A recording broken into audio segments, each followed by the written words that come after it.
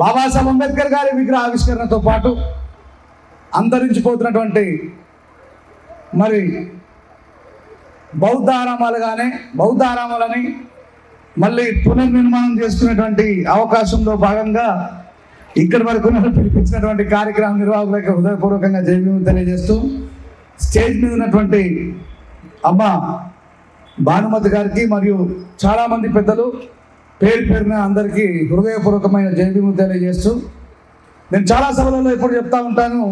బాబాసాహెబ్ అంబేద్కర్ గారు అమ్మగారు మాట్లాడుతూ చెప్పారు స్త్రీ పక్షపాతి అని. బుద్ధుడు కూడా స్త్రీ పక్షపాతే అని, మహాత్మా జ్యోతిబా పూలే కూడా స్త్రీ పక్షపాతే. ఎందుకంటే బాబాసాహెబ్ అంబేద్కర్ గారు ఒక దేశం యొక్క కొలమానాన్ని కొలవాల్సినటువంటి పరిస్థితి వచ్చినప్పుడు ఏ దేశంలోనైతే స్త్రీలు అప్రమత్తంగా ఉండి జ్ఞానవంతులై ఉంటారో ఆ దేశం ప్రపంచంలో అన్నిటికంటే గొప్ప దేశంగా వెలుగొందుతుందని. ఎందుకంటే స్త్రీలు జ్ఞానవంతులైతే మూఢనమ్మకాలకి మూఢభక్తికి అన్నిటికీ కూడా ఫుల్ స్టాప్ పెట్టేటువంటి ఒక నూతనమైనటువంటి ఒరవడి సృష్టించబడుతుందని బాబాసాహెబ్ అంబేద్కర్ గారు అన్నారు. అలాంటి ఒక్క స్త్రీకి మాత్రమే స్టేజ్ మీద అవకాశం కల్పించడం అనేది కొంచెం బాధించింది. రాబోయే కార్యక్రమాలలో మనతో పాటు సమానంగా స్త్రీలని మాట్లాడేటట్టుగా తీర్చిదిద్దే ఆలోచన విధానం చేయాలని కార్యక్రమ నిర్వాహకులకు, కొత్తపల్లి గ్రామస్తులకు, కాకినాడ జిల్లా ప్రజలందరికీ కూడా హృదయపూర్వకమైనటువంటి జైభీములు తెలియజేస్తా ఉన్నాను. ఎందుకంటే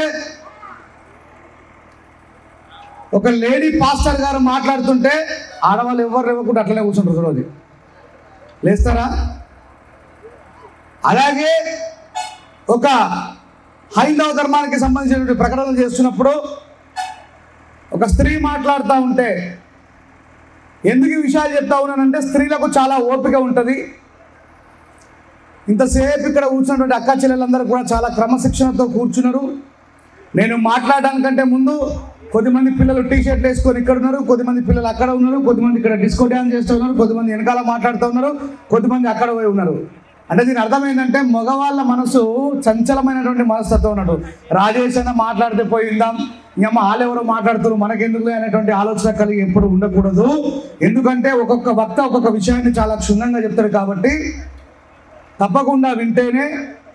బాబాసాహెబ్ అంబేద్కర్ గారి గురించి పుస్తకాలలో ఉండదు, ప్రత్యేకమైన పుస్తకాలు చదివితే తప్ప బాబాసాహెబ్ అంబేద్కర్ గారి యొక్క చరిత్ర కానీ మహాపురుషుల చరిత్ర కానీ మనకు తెలియదు. గౌరవనీయులు పిఎస్ఎన్ మూర్తి గారు మాట్లాడుతూ బాబాసాహెబ్ అంబేద్కర్ గారు భారతదేశ ప్రతిష్టాత్మక వ్యవస్థను ఎట్లా రూపొందించారనే విషయాన్ని చాలా అద్భుతంగా చెప్పిండ్రు. బాబీ సార్ మాట్లాడుతూ బౌద్ధం ఈ దేశంలో ఎందుకు అవశ్యం, బాబాసాహెబ్ అంబేద్కర్ అంతటి మహానుభావుడే, మరి బౌద్ధాన్ని ఎందుకు తీసుకోవాల్సి వచ్చింది, బౌద్ధాన్ని తీసుకున్నటువంటి అతి త్వరలోనే బాబాసాహెబ్ అంబేద్కర్ గారు మరణించడం, దాని యొక్క బాధ్యత మన భుజస్కంధాలపై ఎందుకు పెట్టిండనేటువంటి విషయాన్ని చాలా చక్కగా వివరిస్తూ ఇంకో అన్నగారు మాట్లాడుతూ చాలా అద్భుతంగా ఆయననే వాడుతూ రాజేష్ అనే తమ్ముడు ముందర వాడడం కొంచెం బెరికిగా ఉందన్నారు. నిజంగా ఆయన లోపలనే అద్భుతమైనటువంటి సింగర్. ఆయన కోసం ఒకసారి గట్టిగా చప్పట్లు కొట్టండి. 1891లో పుట్టిన డాక్టర్ బాబాసాహెబ్ అంబేద్కర్ గారు 1956లో మరణించిన తర్వాత ఈరోజు 2025లో ఈ కొత్తపల్లి గ్రామంలో మళ్ళీ ఎందుకు జన్మించాల్సిన అవసరం వచ్చింది? 1956లో మరణించిన డాక్టర్ బాబాసాహెబ్ అంబేద్కర్ గారు 69 సంవత్సరాల తర్వాత ఈ గ్రామంలోకి వచ్చారంటే మరి ఈ బాబాసాహెబ్ అంబేద్కర్ గారిని తెలుసుకోవడంలో మనం ఎంత వెనకబడిపోయామనేటువంటి విషయాన్ని ఒకసారి మనం ఆలోచించుకోవాలి మిత్రులారా. బాబాసాహెబ్ అంబేద్కర్ గారు బ్రతికున్న కాలంలో నుంచే బాబాసాహెబ్ అంబేద్కర్ గారి విగ్రహాలని ఈ దేశంలో పెడుతున్నటువంటి సందర్భాల్లో మన కాకినాడ జిల్లాలో ఉన్నటువంటి ఈ కొత్తపల్లి గ్రామంలో బాబాసాహెబ్ అంబేద్కర్ గారు మరణించిన తర్వాత 69 సంవత్సరాలకి మనం బాబాసాహెబ్ అంబేద్కర్ గారి విగ్రహాన్ని పెట్టుకున్నాం. అంటే 69 సంవత్సరాల తర్వాత అయినా సరే బాబాసాహెబ్ అంబేద్కర్ గారు మన గ్రామంలోకి వచ్చారు. అలాంటి బాబాసాహెబ్ అంబేద్కర్ గారిని గ్రామంలోకి రప్పించిన కార్యక్రమ నిర్వాహకులకు ఒకసారి గట్టిగా చప్పట్లు కొట్టండి. ఎందుకు బాబాసాహెబ్ అంబేద్కర్ గారు రావడానికి 69 సంవత్సరాలు పట్టిందంటే బాబాసాహెబ్ అంబేద్కర్ గారి యొక్క త్యాగము, బాబాసాహెబ్ అంబేద్కర్ గారి యొక్క పోరాటము, బాబాసాహెబ్ అంబేద్కర్ గారి యొక్క ఆలోచన విధానము మన వరకు చేరలేదు. చేరకుండా ఎన్నో రకాల కుయుక్తులు జరిగాయి, ఎన్నో రకాల అడ్డంకులు జరిగాయి. మరి ఎవరు ఈ డాక్టర్ బాబాసాహెబ్ అంబేద్కర్ గారు? ఎందుకు బాబాసాహెబ్ అంబేద్కర్ గారి చేతిలో ఒక భగవద్గీతనో ఖురానో బైబిలో కాకుండా మరి ఆయన చేతిలో ఏముంది? ఏముందమ్మా ఆయన చేతిలో? భారత రాజ్యాంగం ఉంది. మరి ఈ దేశంలో రకరకాల మతాలు కొలువై ఉన్నాయి. ప్రొద్దున లేచి నుంచి ఎన్నో మతాల ప్రజలు మాట్లాడుతూ ఉన్నారు, వక్తలు మాట్లాడుతూ ఉన్నారు, వారికి సంబంధించినటువంటి పోరాటాలు నడుస్తూ ఉన్నాయి. మరి ఎందుకు డాక్టర్ బాబాసాహెబ్ అంబేద్కర్ గారు ఈ దేశంలో మత చిహ్నాన్ని కాకుండా భారత రాజ్యాంగాన్ని పట్టుకున్నారు? ఆయన చూపుడు వేలు ఏం సూచిస్తుంది? అసలు అంబేద్కర్ గారి యొక్క భారత రాజ్యాంగంలో ఏముంది? ఒకవైపు ఈ దేశంలో డాక్టర్ బిఆర్ అంబేద్కర్ గారు కేవలం మాలమాదిగలకు మాత్రమే రిజర్వేషన్ ఇచ్చినటువంటి ప్రచారం దశాబ్దాల కాలాల నుంచి నడుస్తూ ఉంటే, మరి ఆయన మా కులం అని చెప్పుకున్నటువంటి వాళ్ళు, మా వర్గం అని చెప్పుకున్నటువంటి వాళ్ళు, మరి నిజంగా బాబాసాహెబ్ అంబేద్కర్ గారు ఏం చెప్పిండ్రు, ఏం చెయ్యమన్నారు, ఏం చేస్తే నిజంగా డాక్టర్ బాబాసాహెబ్ అంబేద్కర్ గారికి నిజమైన నివాళులు మనం అర్పించినట్టు? కాంస్య విగ్రహాలు పెట్టడం వల్ల, బంగారు విగ్రహాలు పెట్టడం వల్ల, అద్భుతంగా పూలతో డెకరేట్ చేయడం వల్ల బాబాసాహెబ్ అంబేద్కర్ గారికి నిజమైన నివాళులు అర్పించినట్టు కాదు. అది ఆయనకు ఇచ్చినటువంటి గౌరవం మాత్రమే. మరి బాబాసాహెబ్ అంబేద్కర్ గారిని మనం చాలా అద్భుతంగా గౌరవించుకున్నాం. బాబాసాహెబ్ అంబేద్కర్ గారికి మరి అద్భుతమైన అలంకరణ చేసి, విగ్రహాన్ని పెట్టి, పూలమాలలు వేసి ఆయనను గౌరవించుకున్నాం. సరే, మరి బాబాసాహెబ్ అంబేద్కర్ గారికి నిజమైన నివాళులు ఎలా అర్పించాలి? అంబేద్కర్ గారు మన నుంచి ఏం ఎక్స్పెక్ట్ చేసిండు? బాబాసాహెబ్ అంబేద్కర్ గారు మన నుంచి ఏం కోరుకున్నారు? ఈ దేశంలో బాబాసాహెబ్ అంబేద్కర్ గారు మతాలకు సంబంధించిన గ్రంథాలు కాకుండా ఆ మతాలకే స్వేచ్ఛనిచ్చినటువంటి భారత రాజ్యాంగాన్ని పట్టుకొని ఏం చెప్తా ఉన్నాడు? ఒక చిన్న ఉదాహరణ చెప్తా, దాని తర్వాత మనం ముందుకు పోదాం. బాబాసాహెబ్ అంబేద్కర్ గారు ఇందాక అమ్మ మాట్లాడుతూ చాలా అద్భుతంగా చెప్పింది. అంబేద్కర్ అంటే కేవలం భారత రాజ్యాంగ నిర్మాత కాదు, ఈ దేశంలోనే మొట్టమొదటి న్యాయశాఖ మంత్రి డాక్టర్ బాబాసాహెబ్ అంబేద్కర్ గారు. గుర్తుపెట్టుకోండి, పార్లమెంటులో ప్రధానమంత్రి నెహ్రూ, ప్రెసిడెంట్ బాబు రాజేంద్ర ప్రసాద్, సర్దార్ వల్లభాయ్ పటేల్ వీళ్ళందరి సమక్షంలో డాక్టర్ బాబాసాహెబ్ అంబేద్కర్ గారు, అయ్యా ఈ దేశంలో రెక్కల కష్టాన్ని పెట్టుబడిగా పెట్టి బ్రతుకుతున్న వ్యక్తులు, the largest community belongs of OBC community. ఈరోజు మనం బీసీలని పిలుస్తున్న కమ్యూనిటీకి 52% రిజర్వేషన్ రాసి, ఆ 52% రిజర్వేషన్ ఉండాలని బాబాసాహెబ్ అంబేద్కర్ గారు ప్రతిపాదిస్తున్నారు. ఏమంటున్నాడు డాక్టర్ బాబాసాహెబ్ అంబేద్కర్ గారు పార్లమెంట్లో? ఎవరికి 52% రిజర్వేషన్ ఉండాలంటున్నాడు? చెప్పండి గట్టిగా. బీసీలు, ఆ బీసీలు 52% రిజర్వేషన్ కావాలంటూనే ఈ దేశంలో ఉన్నటువంటి స్త్రీలకి, ఎవరికి? ఏ స్త్రీలకి? మాల స్త్రీలక, మాదిగ స్త్రీలక, కుమ్మరి స్త్రీలక, కమ్మరి స్త్రీలక, శాల స్త్రీలక, రెడ్డి స్త్రీలక కాదు, భారతదేశంలో ఉన్నటువంటి స్త్రీలందరికీ, మగాళ్ళతో ఎవరు మాట్లాడేది ఎక్స్ట్రా చెప్తున్నా జాగ్రత్త. భారతదేశంలో ఉన్నటువంటి స్త్రీలందరికీ మగవాళ్లతో సమానంగా అన్ని రంగాలలో వాటా కావాలని కోరుకున్నాడు డాక్టర్ బాబాసాహెబ్ అంబేద్కర్ గారు. అయితే బాబాసాహెబ్ అంబేద్కర్ గారిని ఈ 2 రకాల హక్కుల కోసం అంబేద్కర్ గారు మాట్లాడుతుంటే, నెహ్రూ గారు కానీ మనం మహాత్ములు మహనీయులు అనుకుంటున్న వాళ్ళు ఎవరు కూడా బీసీల కోసం ఎందుకు మాట్లాడుతున్నావు అంబేద్కర్? నువ్వు ఎస్సీల కోసం రిజర్వేషన్లు రాసుకో, నువ్వు ఎస్టీల కోసం రిజర్వేషన్లు రాసుకో, బీసీల కోసం నీకేం అవసరం అని చెప్పి మాట్లాడినప్పుడు బాబాసాహెబ్ అంబేద్కర్ గారు ఎందుకు బీసీల కోసం ఆలోచించాల్సి వచ్చింది? గద్దరం ఒక పాటలో చెప్తాడు, రిక్షా దొక్కే రైమన్నా, రాళ్ళు గట్టే రామన్నా, డ్రైవరు మల్లన్న, మాలి కొమిరన్న, నీకున్న ఆస్తంతా 2 రెక్కలేనన్నా, రెక్కలాడకపోతే దొక్క నిండదోరన్నా. అయ్యా పండిట్ జవహర్లాల్ నెహ్రూ గారు, సర్దార్ వల్లభాయ్ పటేల్ గారు, బాబు రాజేంద్ర ప్రసాద్ గారు ఈ దేశంలో ఎలాంటి భూములు లేకుండా, పరిశ్రమలు లేకుండా తమ రెక్కల కష్టాన్ని పెట్టి పొద్దంతా కష్టపడి తన కుటుంబాన్ని పోషించుకుంటున్నటువంటి వాళ్ళు బీసీలు, కుమ్మరి వాళ్ళు మట్టి పిసికి ఇటుకలు చేసుకుంటారు, కమ్మరి వాళ్ళు మరి ఆ ఇనుముని కాల్చి రకరకాల పనిముట్లు చేసుకుంటా ఉంటారు, మంగళి వాళ్ళు క్షవరం చేస్తారు. అలాంటి వాళ్ళకి రిజర్వేషన్ ఉండాలని బాబాసాహెబ్ అంబేద్కర్ గారు ప్రతిపాదిస్తే వీళ్ళెవరూ ఒప్పుకోరు.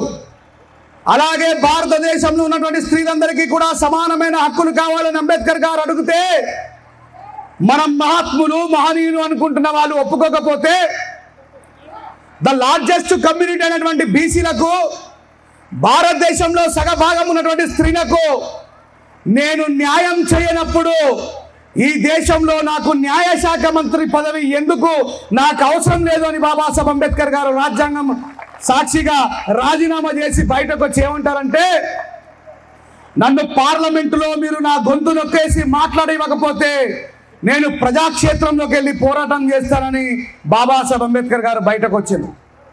ఇప్పుడు చెప్పండి, ఆంధ్ర రాష్ట్రంలోనైనా తెలంగాణలోనైనా దళితులపై దాడులు జరిగినప్పుడు కానీ, బీసీలపై దాడులు జరిగినప్పుడు కానీ, కనీసం దళిత నియోజకవర్గంలో ఉన్నటువంటి ఎమ్మెల్యేలైనా మా జాతులపై అన్యాయం జరిగింది, వాళ్ళు ఓట్లేస్తేనే నేను గెలిచినా నా జాతికి న్యాయం జరగకపోతే నాకు ఈ పదవి ఎందుకని కనీసం ఈ రోజులలో ఒక సర్పంచ్ వాళ్ళ జాతి కోసం రాజీనామా చేయగలరా? ఒక ఎంపీపీ జెడ్పీటీసీ రాజీనామా చేయగలరా? కానీ దేశంలో అంబేద్కర్ గారు భారతదేశంలో ఉన్నటువంటి సగం మంది స్త్రీల కోసం, జగన్ గారి అమ్మ కోసం, చంద్రబాబు నాయుడు గారి భార్య కోసం, ఎన్టీఆర్ గారి భార్య కోసం, కేసీఆర్ గారి భార్య కోసం, ఇందిరాగాంధీ గారి తల్లి కోసం, ఈరోజు నీ తల్లి కోసం, నా తల్లి కోసం, ఈ దేశంలో ఉన్నటువంటి సగభాగమైన స్త్రీల కోసం రాజీనామా చేసిన మహనీయుడు డాక్టర్ బాబాసాహెబ్ అంబేద్కర్ గారు. 52% బీసీలకు రిజర్వేషన్ ఉండాలని ప్రతిపాదించినటువంటి మహనీయుడు డాక్టర్ బాబాసాహెబ్ అంబేద్కర్ గారు. కానీ ఈరోజు ఆ మహాచిత్రం, ఆ మహావిగ్రహం ఎవరికి అంకితమైంది? మాలా మాదిగలకు అంకితమైంది. మరి ఎందుకు ఈ డాక్టర్ బాబాసాహెబ్ అంబేద్కర్ గారి ప్రతిష్టాత్మకమైనటువంటి త్యాగాన్ని వివరించడంలో మనం ఎందుకు వెనుకబడ్డాం? ఎందుకంటే మనం చదువుకున్నటువంటి చదువులన్నీ కూడా ఉద్యోగాన్ని ఇచ్చేవి కానీ ఉద్యమాన్ని నేర్పించేవి కావు. చాలా మంది మనలో మిడిసి పడతా ఉంటారే, వాడెవడో చెప్తే మేము ఎందుకు వినాలా, మేము పీజీలు చేసాం, పిహెచ్డీ చేసాం, రొట్ట పీసుకుంటుంటుంది. దాంట్లో బాబాసాహెబ్ అంబేద్కర్ గారి గురించి గుర్తుపెట్టుకోండి. ఉద్యోగం కోసం చదువుకునే చదువు వేరు, ఉద్యమాల కోసం చదువుకునే చదువు వేరు. ఈ దేశంలో బాబాసాహెబ్ అంబేద్కర్ గారికి ఒకవేళ ఉద్యోగమే అవసరం ఉంటే, బాబాసాహెబ్ అంబేద్కర్ గారికి ఉద్యోగమే అవసరం ఉంటే ఈ దేశంలో బాబాసాహెబ్ అంబేద్కర్ గారికి ఇవ్వగలిగే ఉద్యోగం ఏదైనా ఉందా? 32 డిగ్రీలు 9 PhD ఉన్నటువంటి వ్యక్తి ఒకవేళ అప్లికేషన్ పెడితే అమ్మ గిన్నె డిగ్రీలకు మేమేం లింక్ ఇవ్వాలరా బాబు అని చెప్పేసి ఉచ్చబడేది ఒక్కొక్కడికి. కానీ ఎప్పుడైనా డాక్టర్ బాబాసాహెబ్ అంబేద్కర్ గారు నాకు ఉద్యోగం కావాలని చెప్పి ఆలోచించారా? కానీ మరోళ్ళందరూ ఏం చేస్తున్నారు? ఇవాళ సెల్ఫ్ రెస్పెక్ట్ ఉద్యమాన్ని నడిపిండు డాక్టర్ బాబాసాహెబ్ అంబేద్కర్ గారు. ఏం ఉద్యమాన్ని నడిపారు? సెల్ఫ్ రెస్పెక్ట్ ఉద్యమాన్ని నడిపారు. సెల్ఫ్ రెస్పెక్ట్ ఉద్యమం అంటే ఏంది? ఆత్మయాడు, మళ్ళీ ఆత్మాభిమానం అంటే స్వాభిమానం అని చెప్పండి. స్వాభిమాన పోరాటాన్ని నడిపిన మహనీయుడు డాక్టర్ బాబాసాహెబ్ అంబేద్కర్ గారు. అందుకే 69 సంవత్సరాలు పట్టింది మన కొత్తపల్లి గ్రామానికి రావడానికి. కానీ బాబాసాహెబ్ అంబేద్కర్ గారు ఈ ప్రపంచంలోనే అత్యంత ఉన్నతమైనటువంటి యూనివర్సిటీ కొలంబియా విశ్వవిద్యాలయంలో పురుడు పోసుకున్నాడు. ఎన్నో యూనివర్సిటీల్లో నిరంతరం పురుడు పోసుకుంటానే ఉన్నాడు డాక్టర్ బాబాసాహెబ్ అంబేద్కర్ గారు. ఈ పార్లమెంట్లో రాజీనామా చేసి అంబేద్కర్ గారు బయటకు వచ్చిన తర్వాత లాంజ్లో కూర్చొని బ్లాక్ టీ తాగుతూ ఉంటాడు. దేనికి రాజీనామా చేసిండు? భారతదేశం మొట్టమొదటి న్యాయశాఖ మంత్రికి రాజీనామా చేసి చాలా హ్యాపీగా బయటకు వచ్చి పార్లమెంటు బయట కూర్చొని ఆయన కాఫీ తాగుతూ ఉంటే ఒక లండన్ రచయిత్రి వచ్చి, మిస్టర్ అంబేద్కర్, మీ పేరు మీద బ్రాహ్మణ స్త్రీలు, క్షత్రియ స్త్రీలు, వైశ్య స్త్రీలు, చాతుర్వర్ణ వ్యవస్థను రూపుమాపుతున్నారు అంబేద్కర్. మా మత గ్రంథాల ప్రకారం, మా మత ఆచారాల ప్రకారం స్త్రీలు ప్రొద్దున లేవగానే పూజ చేయాలా, భర్తకి అత్తమామలకి కావాల్సిన మంచి వంట చేయాలా, పిల్లలని రెడీ చేసి స్కూల్కు పంపాలా, సాయంత్రం ఆయన వచ్చేసరికి అలంకరించుకొని ఉండాలా, పిల్లల్ని కనాలి, వ్రతాలు చేయాలి, ఉపవాసాలు ఉండాలి. ఈ అంబేద్కర్ అనే దుర్మార్గుడు ఏం చేస్తా ఉన్నాడంటే మా పిల్లలని పైలట్లు కమ్మంటున్నాడు, మా పిల్లలని సాఫ్ట్వేర్ ఎంప్లాయీలు కావాలంటున్నాడు, మా పిల్లలని పారిశ్రామిక రంగంలోకి రావాలంటున్నాడు, మా పిల్లలని దేశాన్ని శాసించే అసెంబ్లీ పార్లమెంట్లోకి రావాలంటున్నాడు. ఇవి మా గ్రంథాలకి విరుద్ధం. ఈ అంబేద్కర్ అనేవాడు మా మత గ్రంథాలను భ్రష్టు పట్టిస్తున్నాడని అంబేద్కర్ గారిని అక్కడ పార్లమెంటు బయట దిష్టి బొమ్మలు దానం చేస్తూ ఉంటే ఈయన ఏం చేస్తూ ఉన్నాడట? పార్లమెంటు బయట కూర్చొని కాఫీ తాగుతున్నాడు. ఆ రచయిత్రి వచ్చి అడుగుతుంది, అంబేద్కర్ నువ్వు స్పృహలోనే ఉన్నావా? ఆయా, ఎస్, నేను స్పృహలోనే ఉన్నాను. మరి మీ మీద దిష్టి బొమ్మలు దానం చేస్తూ ఉన్నారు వాళ్ళు. వాళ్ళని చూస్తూ నువ్వు కాలు మీద కాలు వేసుకొని కాఫీ ఎట్లా తాగలుగుతున్నావు అని. వాళ్ళు నువ్వు చనిపోతే పోపు, నీ మీద యాగాలు చేసి అంబేద్కర్ అనేవాడు తొందరగా చనిపోతే పోపని వాళ్ళందరూ కూడా నీ మీద స్లోగన్స్ ఇస్తా ఉన్నారు. నువ్వేమో చాలా హ్యాపీగా నవ్వుతూ కాఫీ తాగుతున్నావు అన్నప్పుడు బాబాసాహెబ్ అంబేద్కర్ గారు ఏం చెప్పారో తెలుసా? నేను వాళ్ళ కోసం ఏం చేస్తున్నానో వాళ్ళ మనమరాళ్ళకు అర్థమవుతుంది చదువుకున్న తర్వాత. ఈరోజు రకరకాల ఉద్యోగాలలో, రకరకాల వ్యాపారాలలో గర్భవతులుగా ఉన్నప్పుడు వాళ్ళు తీసుకుంటున్న లీవ్లు అయితే ఏవైతే ఉన్నాయో అవి కేవలం మాలామాదిగలకు సంబంధించినవి కావు. ఇలా జగన్మోహన్ రెడ్డి గారి చెల్లె బయట పాదయాత్ర చేస్తుందన్న డాక్టర్ బాబాసాహెబ్ అంబేద్కర్ గారి పుణ్యమే. ఇందిరాగాంధీ గారు పార్లమెంట్లో ప్రధానమంత్రి అయిన కారణం డాక్టర్ బాబాసాహెబ్ అంబేద్కర్ గారి పుణ్యమే. తెలంగాణలో ఎడ్యుకేషన్ మినిస్టర్ సబితా ఇంద్రారెడ్డి అయిన కారణం డాక్టర్ బాబాసాహెబ్ అంబేద్కర్ గారి పుణ్యమే. కానీ ఈ విషయాన్ని చెప్పడానికి మనకు ఆ జ్ఞానం లేదు, వినేంత ఓపిక లేదు. 3 గంటలు సినిమా థియేటర్లో కూర్చుంటాం కానీ 3 గంటలు సందేశాత్మకమైనటువంటి నిజాన్ని తెలుసుకోవడం కోసం మనకు ఓపిక లేకపోతే ఏమవుతుంది?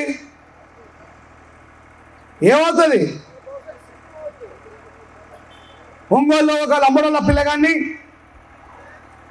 దొరకబట్టి నోట్లో ఉచ్చబోసిండు.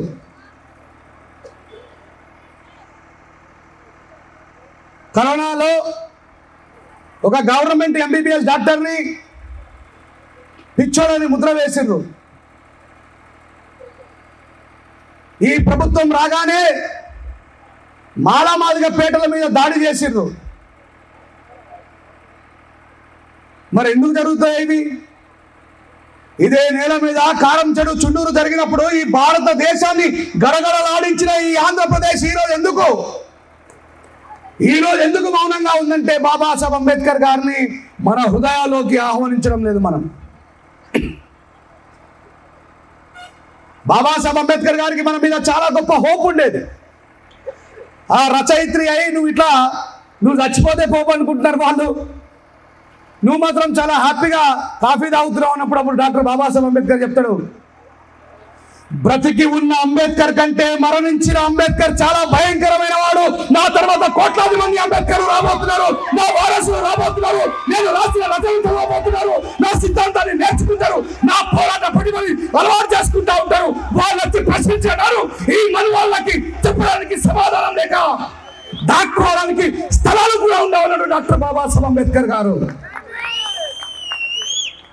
కానీ ఆ అంబేద్కర్ గారు చెప్పిన అంబేద్కర్లో మనం తయారయ్యామా? 69 సంవత్సరాలు అంబేద్కర్ గారు మరణించిన 69 సంవత్సరాల తర్వాత బాబాసాహెబ్ అంబేద్కర్ గారు మన దగ్గరికి వచ్చిందంటే మనం అంబేద్కరిజాన్ని నేర్చుకోవడంలో ఎంత వెనకబడ్డామో ఒకసారి మీ మనసుని మీరే పరీక్షించుకోండి.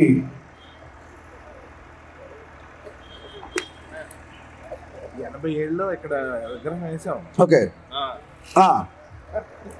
ఓకే, ఇది ఇంకా గొప్ప విషయం. 87లోనే ఇక్కడ విగ్రహాన్ని పెట్టుకొని ఇప్పుడు కాంస విగ్రహం పెట్టుకున్నారు సార్. సూపర్, గట్టిగా చెప్పట్లు. మరి అయితే మీరు వెనక వాళ్ళే చాలా ముందే ఉన్నారు. మరి ఇంత ముందర ఉన్న వాళ్ళు గ్రామం నుంచి కొద్ది మందే వచ్చారు, మళ్ళీ అటెండ్ ఎందుకు పోతున్నారు? మీరే చాలా సక్రమంగా కూర్చొని క్రమశిక్షణబద్ధంగా today we're here because of doctor Babasaheb Ambedkar అనే విషయాన్ని తెలిసిన మీరు ఇట్లా చెదిరిపోకుండా చాలా సక్రమంగా ఉండాలి. నేను లేట్ అడ్మిషన్ అంబేద్కరిజంలో, నేను లేట్ అడ్మిషన్ అంబేద్కరిజంలో 2007 కంటే ముందు అంబేద్కర్ గారిని తెలుసుకున్న వాళ్ళు ఎంతమందో చేయలేపండి. స్టేజ్ మీద ఉన్నవాళ్ళు, స్టేజ్ కింద ఉన్నవాళ్ళు. 2007 కంటే ముందు అంబేద్కర్ గారిని తెలుసుకున్న వాళ్ళు. నాకు 2007 కంటే ముందు బాబాసాహెబ్ అంబేద్కర్ ఏం తెలియదు. అంబేద్కర్ అంటే మా బాబాసాహెబ్ అంబేద్కర్, బాబాసాహెబ్ అని కూడా తెలియదు. అంబేద్కర్ అంటే మా జాతి బిడ్డనట, మా ఆయననట అని చెప్పేసి 2007 తర్వాత తెలుసుకున్నా నేను. ఎప్పుడు? 2007 తర్వాత తెలుసుకున్నా నేను. బాబాసాహెబ్ అంబేద్కర్ గారి మీద ఉన్నటువంటి ఆకాంక్షతో, ఆయన పోరాటాన్ని ముందుకు తీసుకుపోవాలనేటువంటి ఆలోచనతో 1 కాదు 2 కాదు 5 రాష్ట్రాలలో బాబాసాహెబ్ అంబేద్కర్ గారి ప్రచారం చేస్తా ఉన్నా.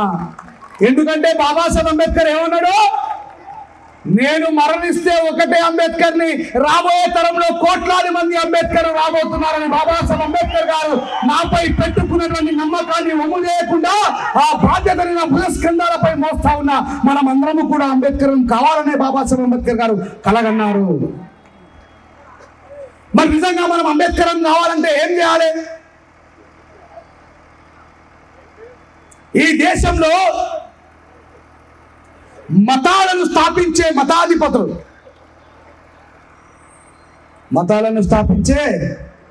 మతాధిపతులు ప్రతిరోజు ఏ సమయానికి మేలుకుంటారు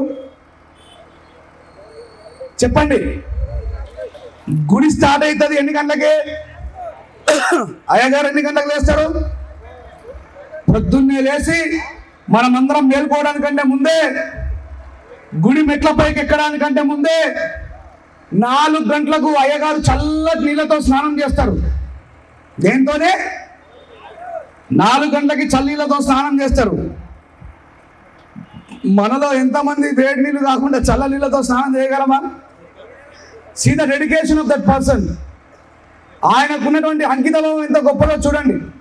అంటే ఈ దేశంలో మతాలను ఎస్టాబ్లిష్ చేసే ప్రతి మతాధిపతులు, వాళ్ళందరి గురించి చెప్తా. ఎవరు తక్కువ కాదు, ఎవరు ఎక్కువ కాదు. ఎందుకు మతాన్ని ఎస్టాబ్లిష్ చేయడం వల్ల మనకు ఏం జరుగుతుంది? బాబాసాహెబ్ అంబేద్కర్ గారికి మనం ఎట్లా తయారు కావాలా, ఏం తయారు కాలేకపోయినా అనే విషయాన్ని మీకు చెప్పేపోతా ఈరోజు ఇక్కడ నుంచి. ప్రొద్దున్నే 4 గంటలకి అయ్యగారు లేచి స్నానం చేసి గుడి మెట్లపైకి ఎక్కడానికంటే ముందు ఒక మంత్రాన్ని జపిస్తాడు. ఈ సమాజంలో ఉన్నటువంటి ప్రజలందరూ మేల్కోవాలని. యానికానిక పాపానే జన్మాంతర కృతాని తాని తాని వినశాంతి ప్రదక్షిణ పదే పదే పాపహం పాప కర్మాణం పాపాత్మం పాప సంభవం పాయమాను కృపాయ చ దేవ అన్యదాం శరణాం రక్షతి అని. ఎన్ని గంటలకు మేల్కున్నాడు ఆయన? 4 గంటలకు మేల్కున్నాడు. మనోడు వాట్సాప్ స్టేటస్ లాస్ట్ 3 గంటలకు ఉంటుంది, అప్పుడే పడుకుంటాడు మనోడు. అట్లాగే దాని పక్కన ఉన్నటువంటి మన క్రైస్తవ దేవాలయంలో రికార్డు పడతాయి. ఆయనే పరిశుద్ధ ఆలయమాందు పడతాయా? పడే అది ఆ రికార్డు స్టార్ట్ చేయగానే అయ్యగారు లోపల ప్రార్థన చేస్తూ ఉంటారు. దయగల గొప్ప దేవుడు మహోన్నతుడ తండ్రి స్తోత్రం, మరొక రోజును చూసే అవకాశాన్ని కల్పించిన తండ్రి మీకు స్తోత్రం. ఈ రోజు తర్వాత నేను కొనసాగించబోతున్నటువంటి కార్యక్రమానికి మీరు తోడుగా ఉండి నాకు ముందుకు నడిపించాలని యేసునామమున అడిగి వేడుకుంటున్నాం తండ్రి. ఇంకొక ఆయన అల్లాహు అక్బర్ అల్లాహు అక్బర్ అంటాడా? మనలో అంబేద్కర్ గారిని ప్రాణంగా ప్రేమించే మనం, మనలో బాబాసాహెబ్ అంబేద్కర్ గారి కోసం త్యాగం చేసే మనం ఎప్పుడైనా వాళ్ళతో పోటీ పడ్డామా? అంటే మనకు అంబేద్కర్ గారు అంటే ప్రేమ ఉన్నట్ట, ఓన్లీ యాక్టింగ్ చేస్తున్నట్ట?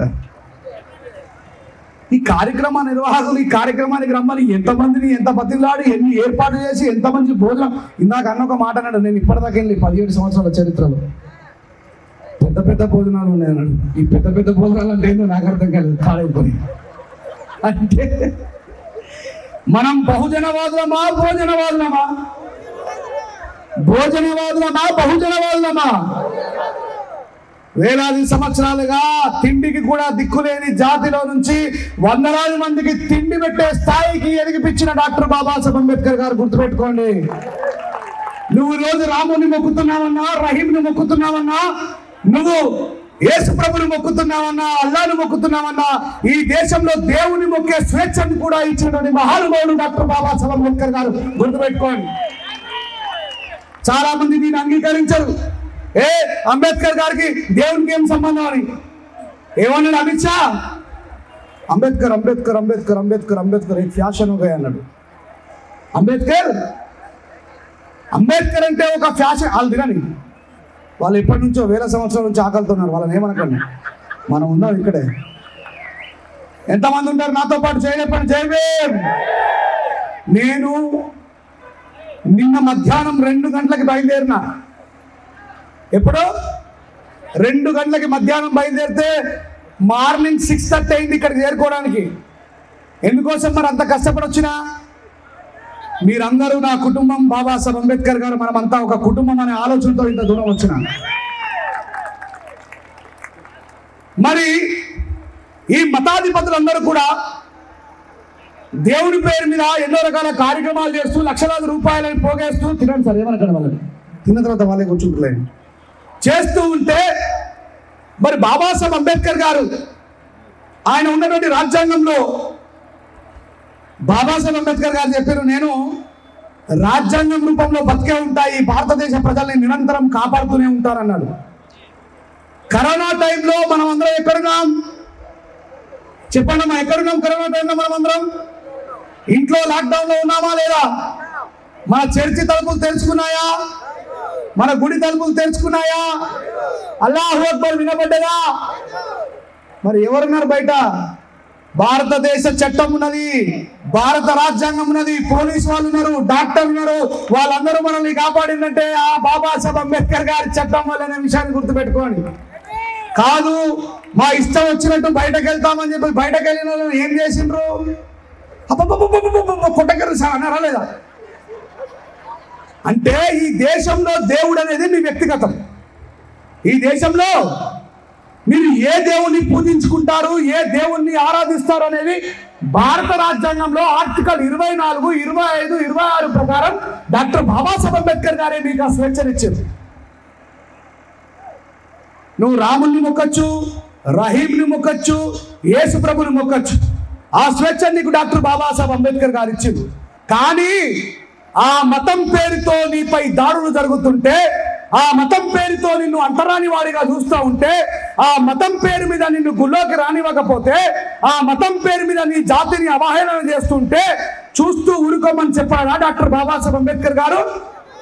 తిరుగుబాటు చేయమన్నాడు. That is doctor Babasaheb Ambedkar గారు, గుర్తుపెట్టుకోండి. మరి నిజంగానే రెంజల రాజేష్ అబద్ధం ఆడుతున్నాడా? మతం పేరు మీద మనపై దాడులు జరుగుతున్నాయా, జరగట్లేదా? మనపై దాడులు జరిగినప్పుడు ఈ మతాధిపతులు ఎవరైనా స్పందిస్తారా? చెప్పండి గట్టిగా. ఒక మాలామాదిగా పాస్టర్ని ఎవరన్నా కొడితే జగన్మోహన్ రెడ్డి గారు బావైనటువంటి అనిల్ పాస్టర్ రోడ్డు మీదకి వచ్చి మా క్రైస్తవులను ఎట్లా కొట్టారండి, యేసునామమున వాళ్ళందరూ జైలుకు పంపమని అంటారా? కల్వరి సతీష్ గారు మీ మాలామాదిగా పాస్టర్ల కోసం బయటకు వచ్చి పోరాటం చేస్తారా? మళ్ళా గీ అంబేద్కరిస్టులే మీకోసం రోడ్డు మీదకి వచ్చి ప్రజాస్వామ్యబద్ధమైనటువంటి పోరాటాన్ని చేస్తాం మేమే. కానీ మేమేమన్నా చెప్తే మీకు నచ్చదు మన. కానీ మీరంటే మాకు ఇష్టం, అది మిమ్మల్ని ప్రేమించమని డాక్టర్ బాబాసాహెబ్ అంబేద్కర్ గారు చెప్పారు, గుర్తుపెట్టుకోండి. వాళ్ళు క్రైస్తవ్యంలో ఉన్నా, వాళ్ళు ఇస్లాంలో ఉన్నా, వాళ్ళు హిందుత్వంలో ఉన్నా, బిడ్డ అంబేద్కర్ వాదుల వాళ్ళని మీరు సంరక్షించాల్సిన బాధ్యత మీపై ఉందని చెప్పింది. కాబట్టి వందలాది కిలోమీటర్ల దూరం నుంచి నేను ఇక్కడికి వచ్చిన. ఇప్పుడు మీకు 4 ఉదాహరణలు చెప్తా, చాలా జాగ్రత్తగా గుర్తుపెట్టుకోండి. ఊరికనే అంబేద్కర్ గారు అందరి వాడు అంటే ఎవరైనా నమ్ముతారా? అంబేద్కర్ గారు ఇప్పుడు మామూలుగా యూనివర్సిటీలలో చదువుకునే పిల్లలకు తెలుస్తూ ఉంటుంది. బీసీలలో ఉన్న వాళ్ళు, ఓసీలలో ఉన్న వాళ్ళు ఏమంటారంటే 35 మార్కులు పాస్ అయితే మాలామాది కూడా ఉద్యోగం వస్తుందిరా. బీసీల రిజర్వేషన్, బీసీలకు రావాల్సిన రిజర్వేషన్ మాలామాదిగానే దొప్పి తింటున్నారు. ఓసీలలో ఉన్నటువంటి పేదవాళ్ళ రిజర్వేషన్ కూడా మాలామాదిగానే దొప్పి తింటున్నారని ఎన్నిసార్లు వినుంటాం మనం. కేవలం 35 మార్కులు పాస్ అయితేనే ఉద్యోగం వస్తుందనేటువంటి వదంతు మనకు బయట వినబడుతుందా? యూనివర్సిటీలలో, కాలేజీలలో ప్రచారం చేస్తూ ఉన్నారా లేదా? మరి వాళ్ళకి కోపంతో సమాధానం చెప్పాలనిపిస్తుంది. కానీ నువ్వు చదువుకున్న డిగ్రీ పుస్తకంలో భారత రాజ్యాంగంలో ఆర్టికల్ 340 ప్రకారం బాబాసాహెబ్ అంబేద్కర్ గారు 52% బీసీల కోసం రిజర్వేషన్ రాస్తే దాన్ని వద్దని చెప్పి ఆపడం వల్ల బాబాసాహెబ్ అంబేద్కర్ గారు ప్రతిపాదించిన పోరాటం వల్ల మండల్ కమిషన్ ఉద్యమంతో 1980లో 27% రిజర్వేషన్ భారత రాజ్యాంగం ప్రకారం ఈ దేశంలో ఉన్నటువంటి బీసీలు విద్యా ఉద్యోగాల్లో అనుభవిస్తున్నారని మీరు ఎప్పుడైనా చెప్పగలిగారా? వాళ్ళకి చెప్పారా? తెలుసా? ఆర్టికల్ 340 గురించి మనం చదువుకునే పుస్తకాల్లో ఎక్కడైనా చెప్తారా? బాబాసాహెబ్ అంబేద్కర్ గారు ఈ దేశంలో ఫస్టే చెప్పిన న్యాయశాఖ మంత్రిగా ఉన్నప్పుడు అందరికంటే ముందు ఎవరికి రిజర్వేషన్ ప్రతిపాదించిన అంబేద్కర్ గారు? ఎవరి కోసం చెప్పిన కదా? బీసీల కోసం. ఎంత? 52% ఉండాలని.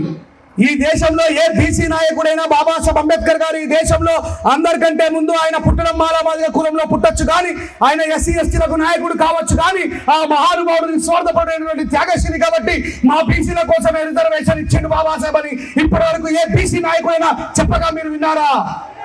పవన్ కళ్యాణ్ గారు చెప్పగా విన్నారా? చంద్రబాబు నాయుడు గారు చెప్పగా విన్నారా? జగన్మోహన్ రెడ్డి గారు చెప్పగా విన్నారా? వీళ్ళందరూ కూడా దేశద్రోహులైన సంగతి మీకు తెలుసా? చెప్పాలి కదా మరి. కొట్టుకొని గూగుల్లో పెట్టి చూడండి బీసీలకు ఎంత % రిజర్వేషన్ ఉన్నదని. రేపు చంద్రబాబు నాయుడు గారు ఒక 10,000 లేదా ఒక 1000 పోస్టులు గవర్నమెంట్ భర్తీ చేయాలనుకోని కానిస్టేబుల్ అది ఇచ్చిండు అనుకోండి, పోలీస్ కానిస్టేబుల్ అది. దాంట్లో 270 బీసీ కేటగిరీలో పోయేది ఎవరికి?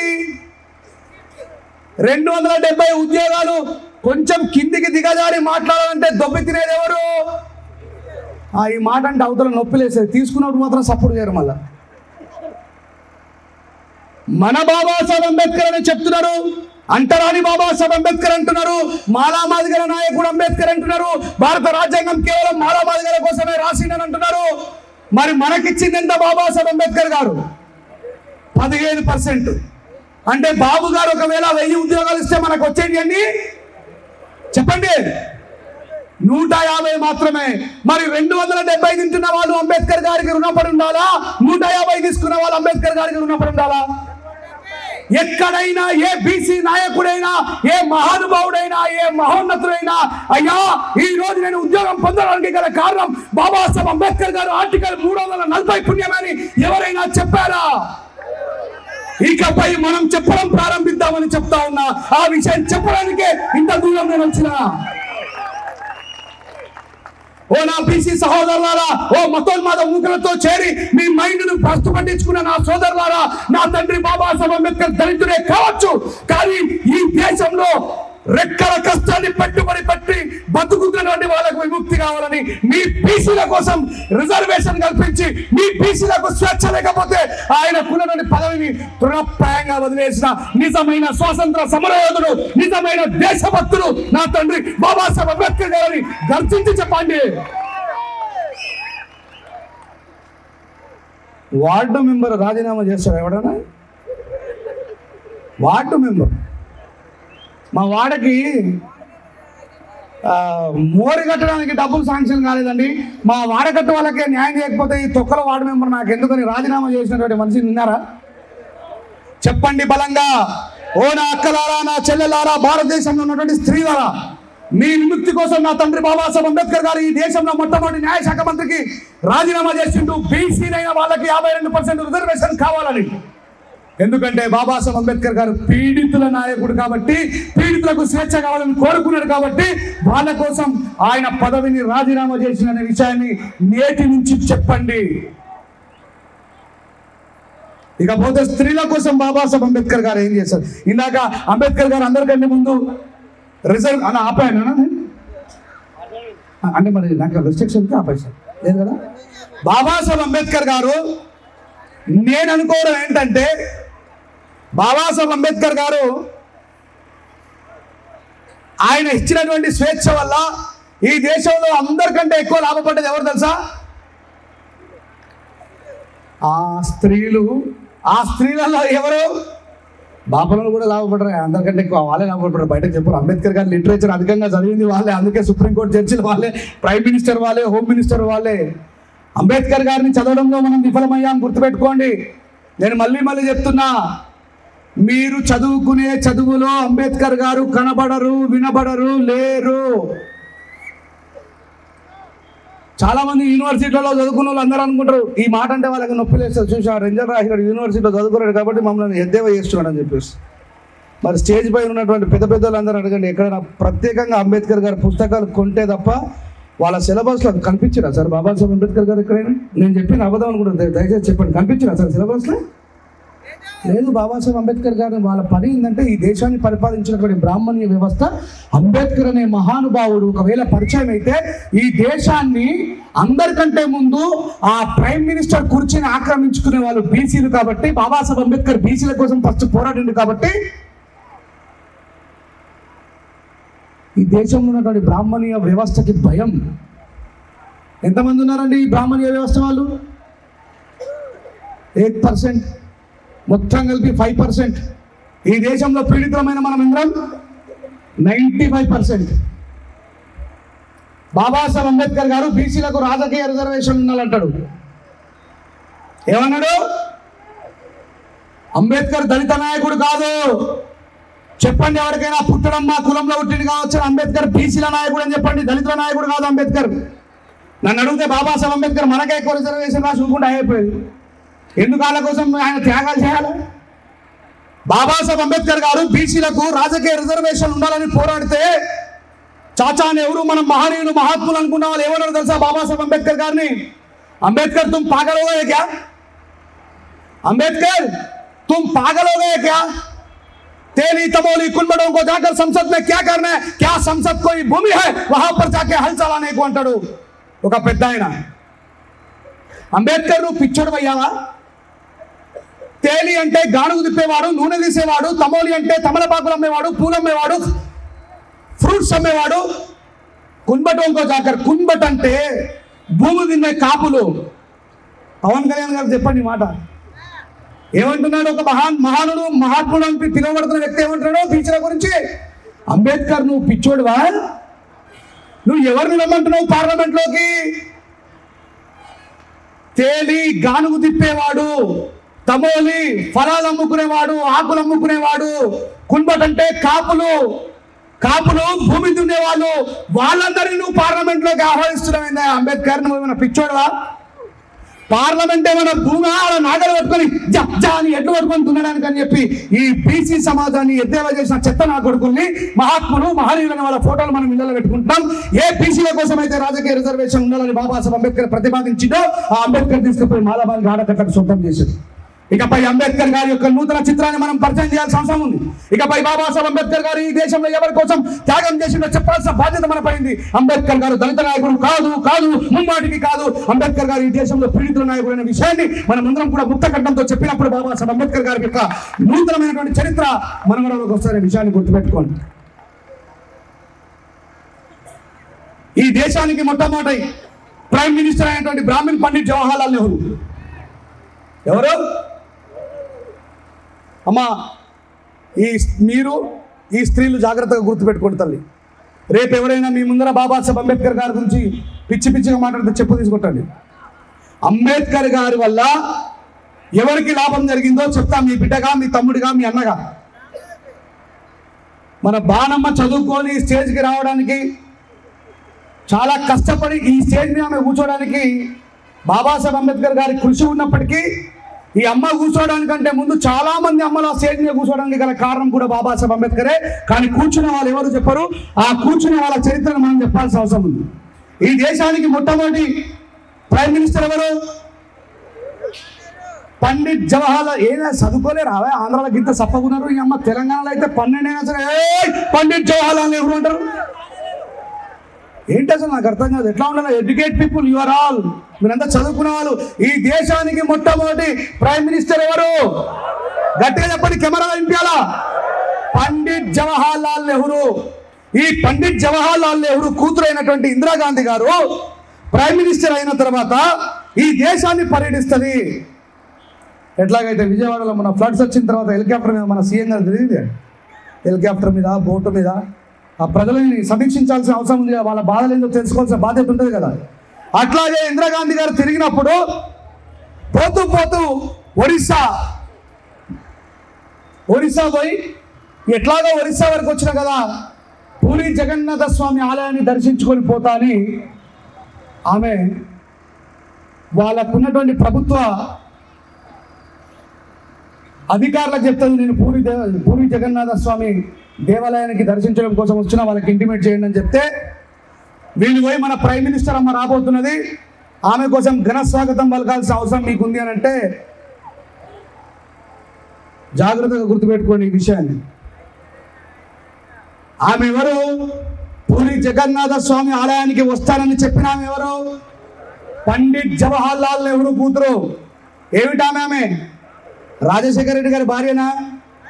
ఎన్టీ రామారావు గారి భార్యనా? కేసీఆర్ గారి భార్యనా? ఈ కులానికి సంబంధించిన ఆమెనా? ఆమె ఎవరు? పండిట్ జవహర్. పండిట్లు అంటే కాశ్మీర్ పండిట్లు, బ్రాహ్మణులలో కూడా శ్రేష్టమైన పండిట్లు. ఎందుకు శ్రేష్టమైన పండిట్లు అంటారో తెలుసా?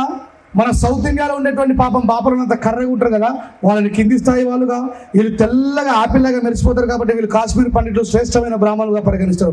బ్రాహ్మణులలో కూడా డిస్క్రిమినేషన్ ఉంటుంది, కానీ ఈ సంగతి మనలోకి తెలియదు. ఈ శ్రేష్టమైన బ్రాహ్మణ కులానికి చెందినటువంటి ఇందిరాగాంధీ గారు వస్తున్నారనగానే అక్కడ ఉన్నటువంటి ఆ పూరి జగన్నాథ స్వామి ఆలయంలో ఉన్నటువంటి పండితులందరూ కూడా ఆ వెల్కమ్ బోర్డు దగ్గరికి వస్తారు. వచ్చి ఇందిరాగాంధీ గారు అక్కడ ఆగుతారు. ఈ వెల్కమ్ బోర్డుకు ఇటువైపులా ఈ వేద పండితులందరూ ఉండి దాంట్లో నుంచి ఒక వృద్ధ పండితుడు వచ్చి ఒక కట్టె తీసుకొని ఇట్లా ఒక లైన్ గీస్తాడు. ఇట్లా ఒక లైన్ గీసి ఏమంటాడంటే, స్త్రీలు జాగ్రత్తగా గుర్తుపెట్టుకోండి తల్లి, ఇందిరా, నువ్వు ఈ దేశానికి ప్రధానమంత్రి అయినా, ఈ దేశంలో మొట్టమొదటి ప్రధానమంత్రి అయినటువంటి పండిట్ జవహర్ లాల్ నెహ్రూ కూతురువైనా, మోతీలాల్ నెహ్రూ మన్మరాలవైనా, నువ్వు బ్రాహ్మణ కులానికి చెందిన స్త్రీవైనా, ఒక విధవరాలిని గుళ్ళోకి రావద్దని మా వేదాలు శాస్త్రాలు చెబుతున్నాయి కాబట్టి నువ్వు ఈ గుళ్ళోకి రావద్దు, వెనక్కి వెళ్ళిపో అన్నారు. దానికి ఎందుకు జయభీం? ఈ అవమానం మన తల్లికి జరిగిందా? గట్టిగా చెప్పండి, మన తల్లికి జరిగిందా? మన అక్కకి జరిగిందా? రాజశేఖర రెడ్డి గారి ఇంటి ఆమెకు జరిగిందా? కేసీఆర్ గారి ఇంటి ఆమెకు జరిగిందా? చంద్రబాబు నాయుడు గారి ఇంటి ఆమెకు. ఎందుకంటున్నా చంద్రబాబు నాయుడు కేసీఆర్ అని? ఆమె ఒక వెలమామె కాదు, ఆమె ఒక రెడ్డామె కాదు, ఆమె ఒక కమ్మామె కాదు, ఆమె గౌండ్లామె కాదు, ఆమె కాపామె కాదు, ఆమె కుమ్మరామె కాదు, ఆమె యాదవామె కాదు, ఆమె మారామె కాదు, ఆమె మాదిగామె కాదు. ఆమె ఏమిటామె? ఒక బ్రాహ్మణామె. ఈ దేశంలో మనవాద వ్యవస్థ ఎట్లుంది? ఎవరిని వద్దంటున్నారు వాళ్ళు? గ్రామ సర్పంచ్నా? చెప్పండి. వాళ్ళు గుళ్ళోకి రావద్దని బెదిరిస్తున్నది ఎవరిని? గ్రామ సర్పంచ్నా, కార్పొరేటర్నా, ఎంపీపీనా, జడ్పీటీసీనా, ఎమ్మెల్యేనా, ఎంపీనా, మినిస్టర్నా, సీఎంనా? ఎవరిని రావద్దంటున్నారు? గెట్ అవుట్ అని ఎవరిని అంటున్నారు? ఈ దేశానికి ప్రధానమంత్రి అయినటువంటి ఆమెని. ఆమె తెలుసుకుంటే ఏమైనా జరుగుతుందా? జరగదా? కానీ ఏం చేసిందో గుర్తా? కన్నీళ్లు పెట్టుకొని వెనక్కి వెళ్ళిపోయింది.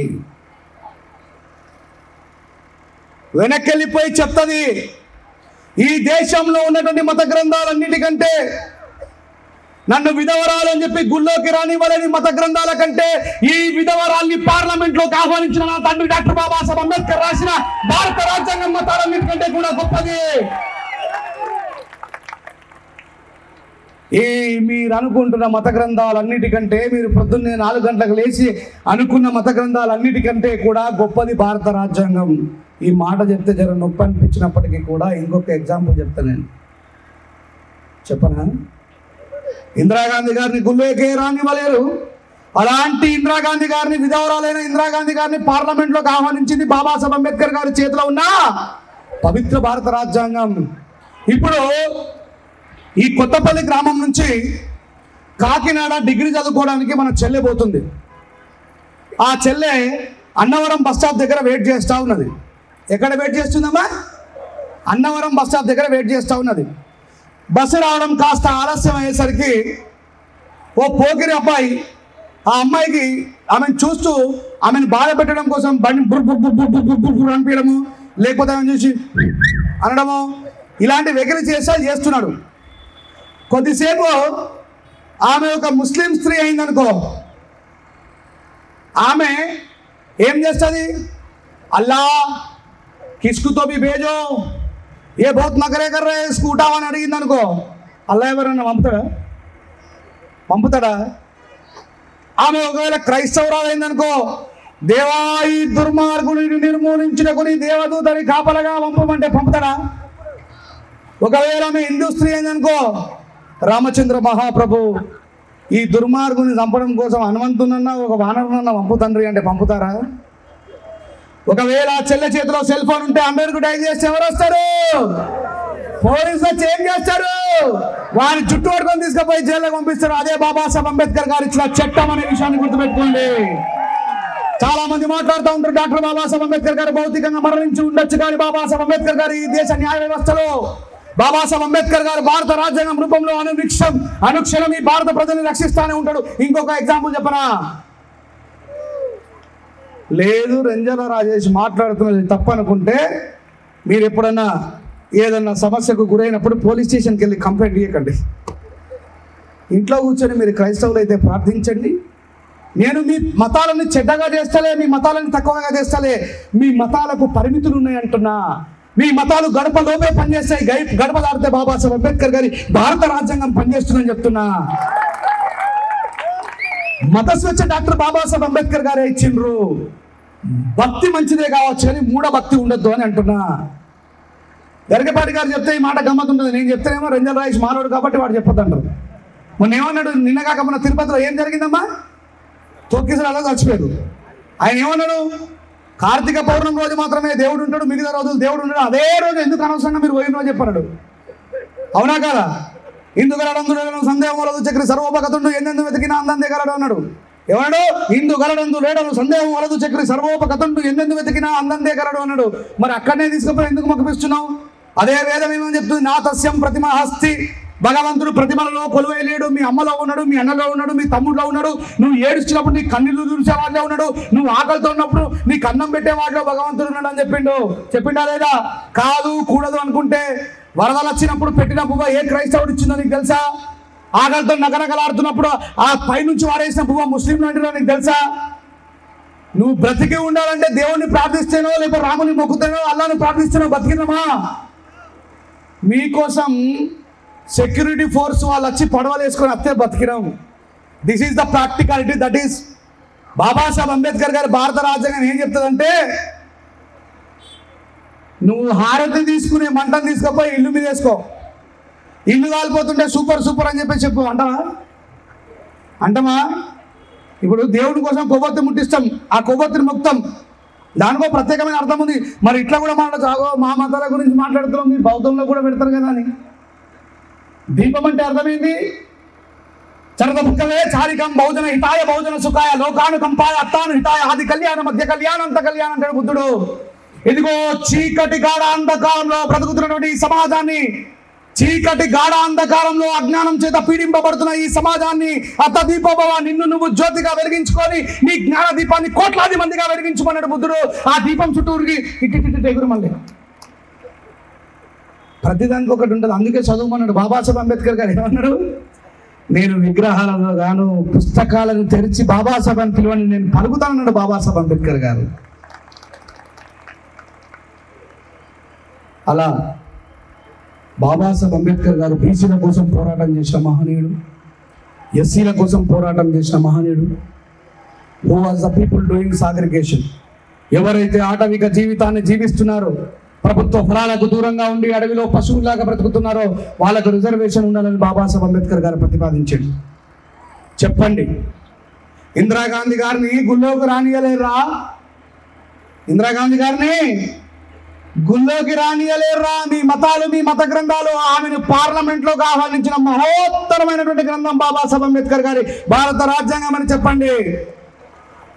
ఎవరైనా బాబాసాహెబ్ అంబేద్కర్ కేవలం మాలమాదిగల కోసమే ఆలోచించినట్టే చెప్పు తీసుకొని ఆర్టికల్ 340 గురించి చెప్పండి. ఈ రోజు ఎకనామికలీ వీకర్ సెక్షన్ పేరు మీద అగ్రవర్ణంలో ఉన్నటువంటి పేదలకు కూడా రిజర్వేషన్ ఉండాలని బాబాసాహెబ్ అంబేద్కర్ గారు రాస్తే, ఎకనామికలీ వీకర్ సెక్షన్ కంటే ముందు ఎకనామికలీ బ్యాక్వర్డ్ క్యాస్ట్ పేరు మీద ఎంతమంది అగ్రవర్ణాలు దొంగతనాల్లో ఎంఆర్ఓకు లక్షలాది రూపాయలు డబ్బులిచ్చి విదేశాలకు వెళ్ళి వాళ్ళ పిల్లల్ని కోట్లాది రూపాయల సబ్సిడీల పేరు మీద కల్పించుకున్నారో వాళ్ళకి తెలుసు, కానీ మనకు తెలియదు. అందుకే చెప్తున్న బాబాసాహెబ్ అంబేద్కర్ గారిని చదవడం ప్రారంభిద్దాం. బాబాసాహెబ్ అంబేద్కర్ గారి పోరాటాన్ని తెలుసుకుందాం. బాబాసాహెబ్ అంబేద్కర్ గారి యొక్క ఆలోచన విధానాన్ని తెలుసుకుందాం. అంబేద్కర్ గారు మనకంటే పేదవాడు, 3 పూటలు తిండి కూడా లేకపోయినా బాబాసాహెబ్ అంబేద్కర్ గారు తన పేదరికాన్ని సాగుగా చూపలేదు. ఈ రోజు మన పిల్లలందరూ 10th అయిపోయింది, ఇంటర్కే డ్రాప్ అవుట్స్, డిగ్రీకి డ్రాప్ అవుట్స్. ఎందుకు? ఆ విద్య లేకపోతే మన జీవితాలు మొత్తం కూడా పశువుల్లాగా మారుతాయి. వాస్తవానికి అవాస్తవానికి, నిజానికి అబద్ధానికి, సత్యానికి అసత్యానికి మధ్య ఉన్నటువంటి వ్యత్యాసం తెలవాలంటే మనం జ్ఞానవంతులమై ఉండాలా. మీలో చదువుకున్న వాళ్ళు ఎంతమంది ఉన్నారో చేయలేపండి. ఏం చదువుకున్నా సరే, 5 చదువుకుంటే 5 కంటే పైన చదువుకున్న వాళ్ళు చేయలేపండి. 5th కావచ్చు, 10th కావచ్చు, ఇంటర్ కావచ్చు, డిగ్రీ కావచ్చు. మీలో ఎవరైనా, చివరికి ఒక మాట చెప్పి ముగిస్తా, ఎక్కువసేపు మాట్లాడను ఎందుకంటే మిగతా వాళ్ళు కూడా ఉన్నారు కాబట్టి. అజ్ఞానానికి, విజ్ఞానానికి, జ్ఞానానికి తేడా చెప్పగలుగుతారా ఎవరైనా స్టేజ్ మీదకి వచ్చి? విజ్ఞానం అంటే ఏంటి, జ్ఞానం అంటే ఏంటి, అజ్ఞానం అంటే ఏంటి ఎవరైనా చెప్పగలుగుతారా? చాలామంది ఏమనుకుంటారంటే మేము పీజీలు చేసినాం, మేము పిహెచ్డీలు చేసినాం, వాళ్ళందరూ జ్ఞానవంతులు. ఎవరు కదన్నారు అన్నావా మనం? చదువు రాని వాళ్ళు పాపం తాయెత్తు కట్టుకోమంటే తాయెత్తు కట్టుకుంటారు. ఆ మధ్య జరిగింది చూడు పాపం, ఒక్కైనా కరోనా కొత్తగా వచ్చినప్పుడు రాదు శానిటైజర్ తాయెత్తు ఇట్లా ప్రసాదం అనుకుని తీరేసి నేను. వాళ్ళు అజ్ఞానులు, వాళ్ళకి తెలియదు పాపం శానిటైజర్ అంటే ఏందో తెలియదు కదా పాపం. ఏదో ప్రసాదం పోసి ఉంటాడు పాపం స్వామి అని చెప్పి ఆయన తాగేసారు. మరి విజ్ఞానవంతులు ఏం చేస్తారు? ఇప్పుడు మనం రోడ్డు మీద పోతూ ఉంటే పేడ కనిపించింది అనుకోండి, పేడ తెలుసుగా అందరికీ, గేదె పేడ. పేడ కనిపిస్తే మనం దాన్ని దాటుకొని పోతామా, దాంట్లో ఎక్కి ఎగురుతామా? చెప్పండి. దాటుకొని పోతామా లేదా? లేదంటే కొద్దిగా తీసి పూసుకుంటామా? ఈ మధ్య తింటూ కూడా వీడియోలు పెడతారు చాలామంది, తింటూ వీడియోలు పెడతారా లేదా?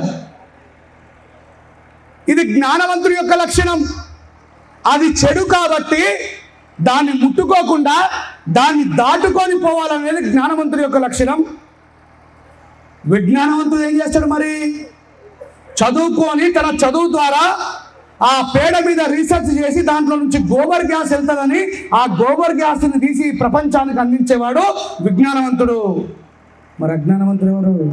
దాని మీద బంతిపూలు చల్లి దాని చుట్టూగా తిరుగుతారు. ఇట్లా తిరుగుతారా తిరగరా? చెప్పండి, తిరుగుతారా తిరగరా? ఈ దేశంలో ఏ మతమైనా సరే మీరు అనుకోవచ్చు, నేను కొద్దిసేపు హిందువుల గురించి మాట్లాడితే అమ్మో మా క్రైస్తవులు ఏమంటాడయ్యా, పాపం పిల్లగాడు మంచోడు, అబ్బాబో మా ముస్లింలను ఏమంటాడా? ఏ మతములు కూడా మానవత్వం లేదు. నిన్నగాక మొన్న తెలంగాణలో ఆమె ఒక డాక్టరు, వాళ్ళ భర్త ఒక ప్రొఫెసర్. వాళ్ళ కూతుర్ని, కన్న కూతుర్ని తలకాయ కోసేసి 3 రోజులు ఫ్రిడ్జ్లో పెట్టారు. ఏం జరిగిందిరా నాయన అంటే, 4వ రోజు నా కూతురు వస్తుందన్నది, మేము మంత్రాలు చదివితే వస్తుంది, మేము ప్రార్థన చేస్తే వస్తుంది అని చెప్పేసి ఫ్రిడ్జ్లో పెట్టామని చెప్పారు. మతం ప్రాణాలు తినిపిస్తుంది, మతము పెండం తినిపిస్తుంది, పేడను తినిపిస్తుంది, మతం పేడ చుట్టూ తిరిగిపించి ముఖిపిస్తుంది. అలా మతంలో ఉన్నటువంటి మూఢత్వం నుంచి బయటపడాలని బాబాసాహెబ్ అంబేద్కర్ గారిని నిరంతరం అధ్యయనం చేయాలని. అంబేద్కర్ గారు మరణించలేదు, రాజ్యాంగం రూపంలో బతికే ఉన్నాడు. చాలామంది ముస్లింలు మాతో వాదిస్తూ ఉంటారు. ఎన్ఆర్సీ పేరు మీద ఈ దేశంలో ముస్లింలను బయటకు వెళ్ళగొట్టాలని ప్రయత్నించినప్పుడు ఢిల్లీ నడివీధులలో మన ముస్లిం సహోదరులందరూ ఎవరు ఫోటో పట్టుకొని తిరిగిండ్రు? చెప్పండి. బాబాసాహెబ్ అంబేద్కర్ ఫోటో పట్టుకున్నారు.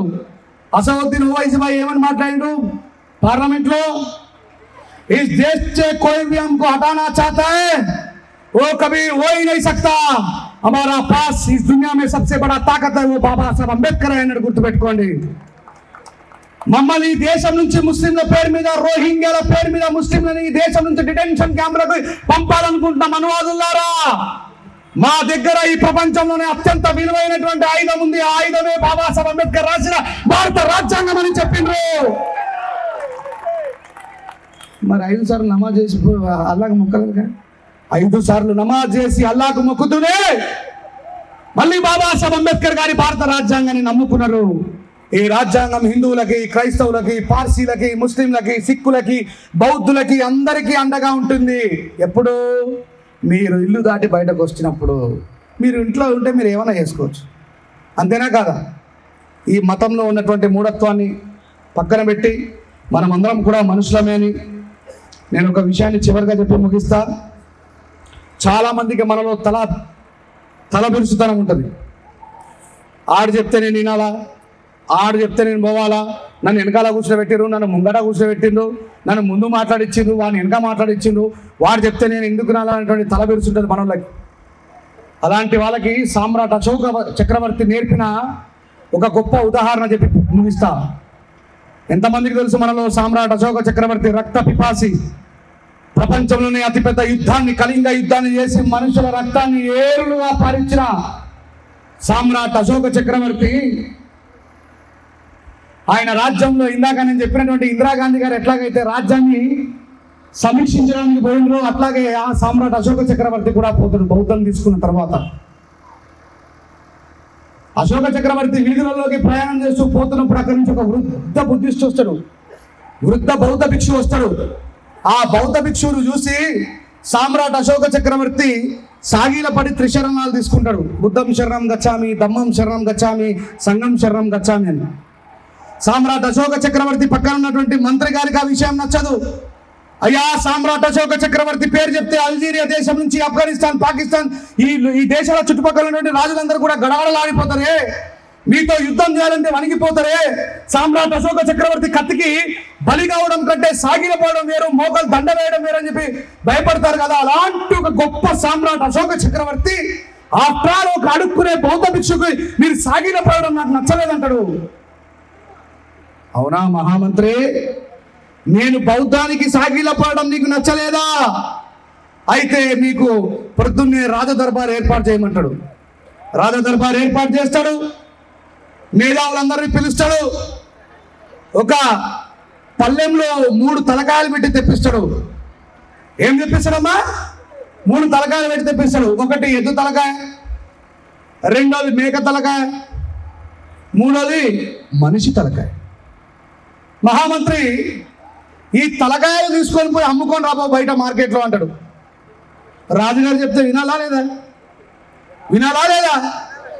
కొద్ది దూరం పోయి తలకాయలమ్మ తలకాయలు అంటాడు. ఏమేమి తలకాయలు ఉన్నాయి అంటే మేక తలకాయ తీసుకుంటాడు ఒక ఆయన 10 పైసలకి. ఇంకా కొంచెం దూరం పోయిన తర్వాత ముస్లిం బస్తోళ్ళు ఆ ఎద్దు తలకాయ తీసుకుంటారు 20 పైసలకి. ఈయన పొద్దున్న నుంచి సాయంత్రం దాకా మనిషి తలకాయని తీసుకోండి, మనిషి తలకాయని తీసుకోండి, 10 పైసలకు తీసుకోండి, 5 పైసలకు తీసుకోండి. ఎవరైనా అమ్మ ఆఖరికి ఉచితంగా నన్ను తీసుకుంటారు ఎవరైనా అంటే ఎవరు తీసుకోరు. మహామంత్రి సాయంత్రం దాకా తిరిగి కాళ్ళని నొప్పి పెట్టేసరికి మళ్ళీ వెనకచ్చి, మహాప్రభు మేక తలకాయ అమ్ముడు పోయింది, ఎద్దు తలకాయ అమ్ముడు పోయింది, కానీ దీని అమ్మ జీవితం మనిషిని ఎవరు తీసుకోవట్లేదు అంటే అప్పుడు చెప్తాడు సామ్రాట్ అశోక చక్రవర్తి, కనీసం 1 పైసకు గొరగాని తలకాయకు ఎందుకు అంత తల పిలుచుతాము? ఈ తలని నేను జ్ఞానానికి వంచిన తప్ప అహంకారానికి కాదు. ఇప్పుడైనా అర్థం చేసుకో, జ్ఞానం అంటే బౌద్ధము, బౌద్ధం అంటే జ్ఞానము, బౌద్ధం అంటే మతం కాదు. That is not a religion. బుద్ధుడేమన్నాడు? నేను మానవుడను మీలాగన్నావు, సర్వమానవులకు సమత పంచినావు, మోక్షదాతను కాదని నీవన్నావు, మార్గదాతగానే మాకు మిగిలినావు. ఏమంటాడు బుద్ధుడు?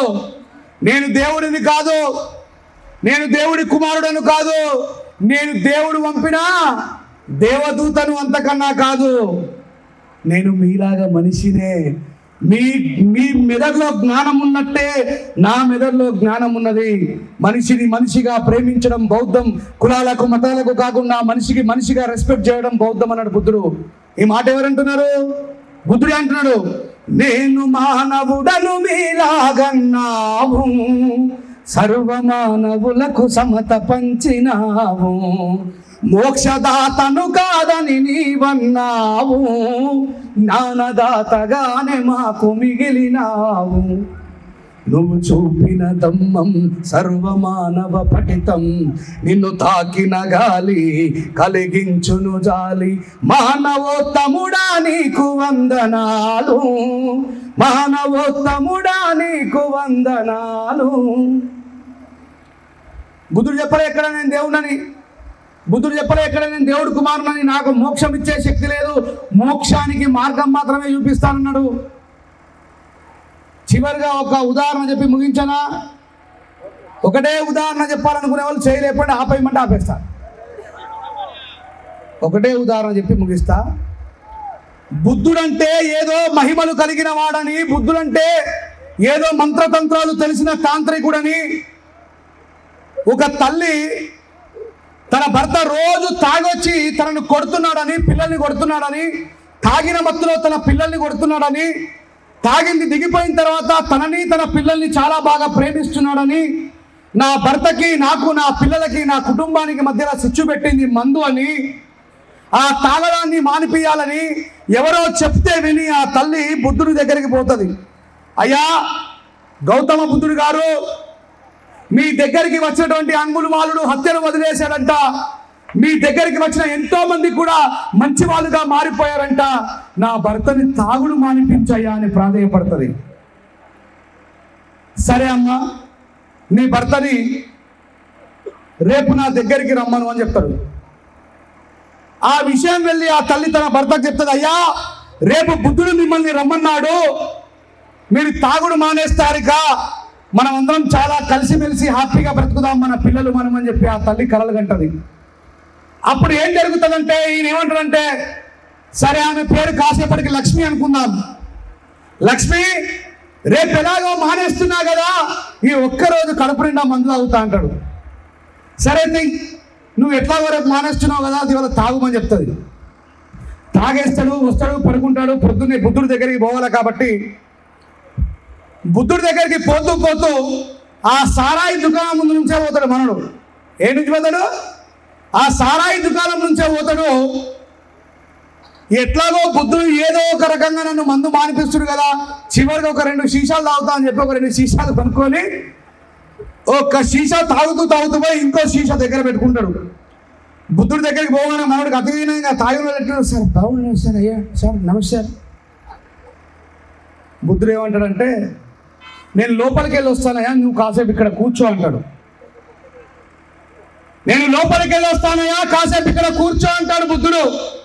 10 నిమిషాలు అవుతుంది బుద్ధుడు రాడు, 20 నిమిషాలు అవుతుంది బుద్ధుడు రాడు, 30 నిమిషాలు అవుతుంది బుద్ధుడు రాడు. మనోడికి కోపం వచ్చి ఉన్న సీజన్ కూడా తాగేస్తాడు. తాగిన తర్వాత మనోడికి ఫుల్ కోపం వస్తుంది. గంట సేపటి నుంచి నేను బయట వెయిట్ చేస్తా ఉన్నా, నన్ను బయట వెయిట్ చేపిస్తున్న బుద్ధుడు మాత్రం ఏదో చేసి నన్ను మందు మానిపిస్తాడు అనుకుంటే బయటకు రావట్లేదు అని చెప్పి కోపంతో మనోడు లోపలికి పోతాడు. పోయేసరికి బుద్ధుడు ఏం చేస్తాడంటే, ఒక చెట్టుని ఆలింగనం చేసుకొని ఉంటాడు.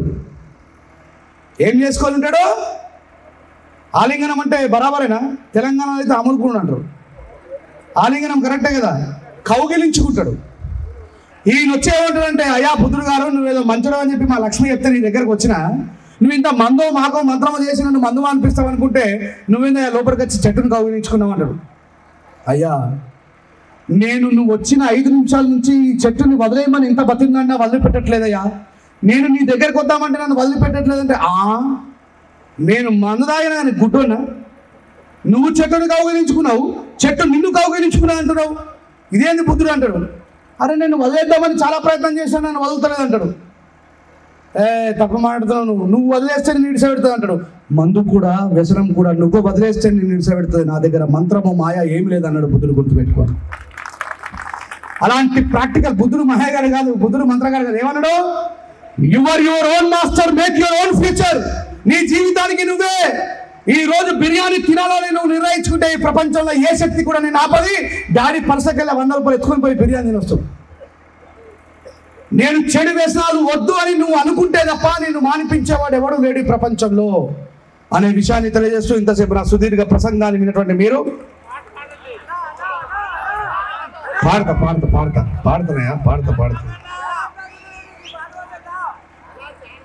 ఏమైపోయే వాళ్ళము అన్నా, పైకి రండి అన్న,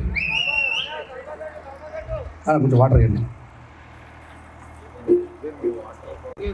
అయ్యో పర్లేదు, ఓపెన్ చేసాం.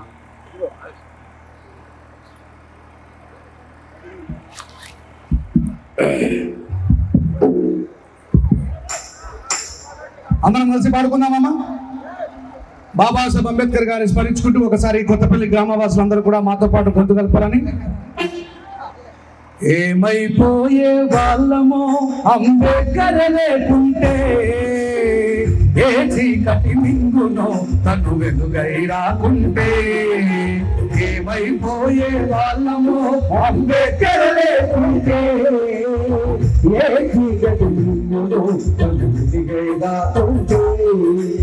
ఏమైపోయే వాళ్ళమో అంబేద్కర్ లేకుంటే, ఏ చీకటి మింగునో తను వెలుగై రాకుంటే. ఏమైపోయే వాళ్ళమో అంబేద్కర్ లేకుంటే, ఏ చీకటి మింగునో తను వెలుగై రాకుంటే. తరాల మన స్థితి గతులు మారక తల్లడిల్లు కథ సకల జనం.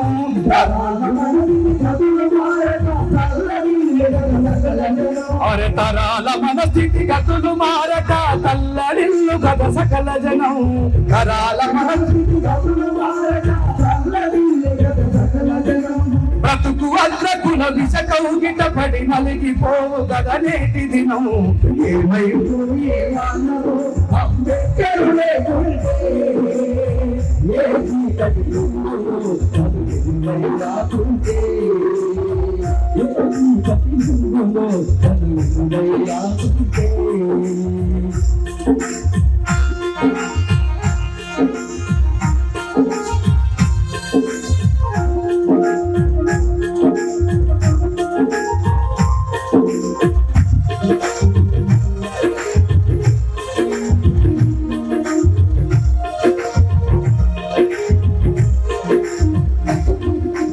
అడుగు అడుగు తను అనుభవించిన బాధను తలచి, భావితరాల భవిష్యత్తునంతా ముందే చూసి. అడుగు అడుగు తను అనుభవించిన బాధను తలచి, భావితరాల భవిష్యత్తునంతా ముందే చూసి. తన నెప్పుటి చుక్కలు లక్షల అక్షరాలుగా మార్చాడు. తన నెప్పుటి చుక్కలు లక్షల అక్షరాలుగా మార్చాడు. భారత జననుడికి రాతను, భారత జననుడికి రాతను అంబేద్కర్ మార్చాడు. ఏమైపోయే వాళ్ళమో అంబేద్కర్ లేకుంటే, ఏ చీకటి మింగునో తను వెలుగై రాకుంటే. ఏమైపో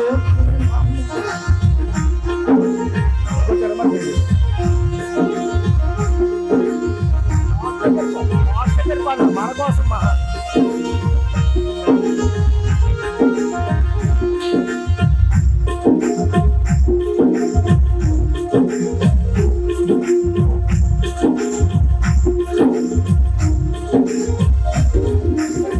మన కోసం మహనీయుడు జీవితమును అంకితమిచ్చి, చీకటిలో నలిగే జాతులకు తన చేతుల వెలుగందిస్తే. మన కోసం మహనీయుడు జీవితమును అంకితమిచ్చి, చీకటిలో నలిగే జాతులకు తన చేతుల వెలుగందిస్తే. మతవాదుల మత్తుల మునిగి తన కాదను మరిచినామని, మతవాదుల మత్తుల మునిగి నడి వీధిలో నిలబడి చూస్తూ ఎంతగా తను కొలుతున్నాడు. ఏమైపోయే వాళ్ళమో అంబేద్కర్ లేకుంటే, ఏ చీకటి మింగునో తను వెలుగై రాకుంటే. ఏ చీకటి మింగునో తను వెలుగై రాకుంటే. ఏ చీకటి మింగునో తను వెలుగై రాకుంటే. Thank you very much. ఇలా బాబాసాహెబ్ అంబేద్కర్ గారి నిజమైన చరిత్రను తెలుసుకొని ఆయన వారసులుగా మనం అందరం ముందుకు సాగాలని. మరి ఇంతసేపు నా ప్రసంగాన్ని విన్న మీ అందరికీ హృదయపూర్వకంగా జైలు తెలియజేస్తూ, మీ తమ్ముడిగా, మీ కుటుంబీకుడిగా, బాబాసాహెబ్ అంబేద్కర్ గారి వారసుడిగా మరి ఇంత దూరం వచ్చి నా వంతు బాధ్యతగా నా ప్రసంగాన్ని, బాబాసాహెబ్ అంబేద్కర్ గారి జ్ఞానాన్ని మీ వరకు చేర్చగలిగాననేటువంటి మనస్ఫూర్తి నమ్మకంతో నా ప్రసంగాన్ని విన్న మీ అందరికీ హృదయపూర్వకంగా జై భీమ్ తెలియజేస్తూ, జై భీమ్ చెప్పాలి గట్టిగా, జై భీమ్, జై భీమ్, జై Bhim. Thank you very much అండి.